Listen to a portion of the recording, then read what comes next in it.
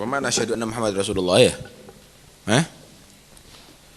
ومعنى أشهد أن محمد رسول الله أن تعلم وتعتقد وتصدق وتؤمن أن سيدنا ونبينا محمد بن عبد الله بن عبد المطلب بن هاشم بن عبد مناف القرشي صلى الله عليه وسلم عبد الله ورسوله إلى جميع الخلق.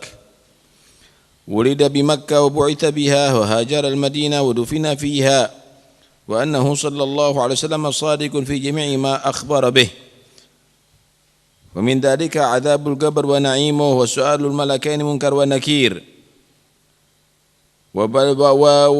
والبعث والحشر والقيامة والحساب والثواب والعذاب والميزان والنار والصراط والحوض والشفاعة والجنة والخلود والرؤية لله سبحانه وتعالى بالجنة، وأن تؤمن بملائكة الله ورسله وكتبه بالقدر خير وشر، وأنه صلى الله عليه وسلم خاتم النبيين وسيد ولد آدم أجمعين.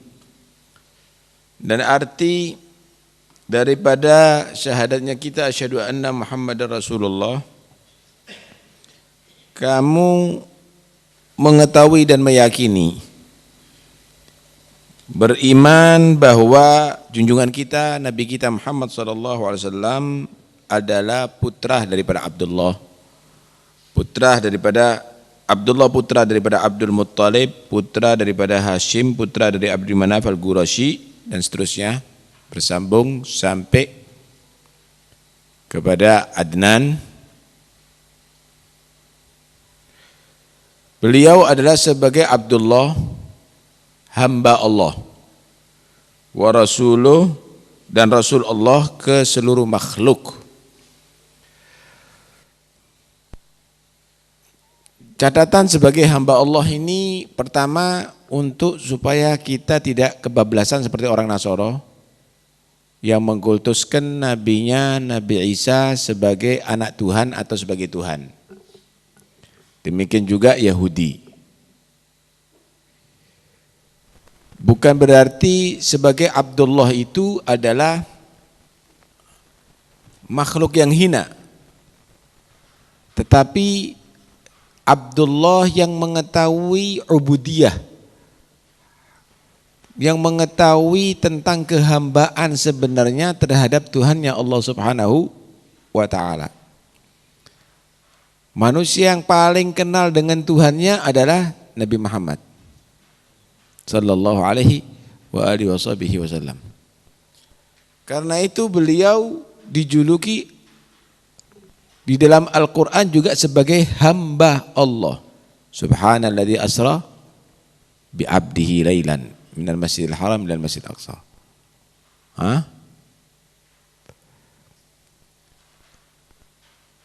Wa rasuluh, dan sebagai Rasul Allah Subhanahu wa ta'ala. Untuk mencapaikan risalah ke siapa? Ke seluruh makhluk. Bahkan Rasul kepada seluruh para malaikat Allah beriman kepada Rasulullah sebagai Rasulnya.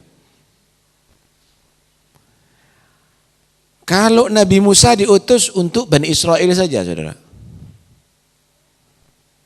Nabi Allah Syu'aib diutus untuk kaumnya saja. Nabi Muhammad diutus untuk seluruh makhluk. Manusia, jin, malaikat, bahkan hatta jamadat, sebagian menyatakan sampai batu-batuan dan pohon-pohonan itu pun mereka adalah beriman kepada Rasulullah SAW. Karena itu Nabi Muhammad itu bukan nabinya orang Arab. Nabi Muhammad itu adalah nabi seluruh suku. Nabi Muhammad itu bukan nabinya manusia saja, tapi juga nabi daripada jin dan nabi para malaikat dan nabi semuanya. Nah, disinilah kelebihan daripada Rasulullah SAW. Innal anbiya bu'ithu ila qaumihim khassah wa bu'ithu ila nasi kaffah. Sesungguhnya para nabi diutus oleh Allah Subhanahu wa ta'ala kepada kaumnya saja, tetapi aku diutus oleh Allah Subhanahu wa ta'ala kepada seluruh manusia. Karena itu para nabi semuanya akan dibawa Rasulullah di hari kiamat. Adam wa man dunahu tahta liwa'i yaumal qiyamah, Adam dan seterusnya ke bawah, semuanya di bawah benderaku nanti di hari kiamat. Seluruh para nabi juga mengimani bahwa Nabi Muhammad adalah Rasul Allah dan imam mereka. Seluruh para nabi. Seluruh para nabi walaupun ayah dan kakeknya Rasulullah harus menghormati Nabi Muhammad SAW dan harus patuh dengan Nabi Muhammad SAW. Seluruh para nabi. Inilah kelebihan beliau, karena beliau adalah manusia yang diangkat tertinggi derajatnya oleh Allah Subhanahu wa ta'ala. Pertanyaannya, bagaimana kita mensikapi Rasulullah SAW? Apakah hanya sebagai manusia begitu saja? Nabi dalam bentuk manusia, tetapi kelebihannya adalah jangan disamakan dengan manusia biasa. Beliau harus dihargai lebih daripada bahkan para malaikat Allah, lebih daripada segala-galanya. Muhammadun basyarun la kal basyari bal huwa yagutatun wan nasu kal hajari. Nabi Muhammad itu adalah manusia, tetapi jangan disamakan dengan manusia umumnya.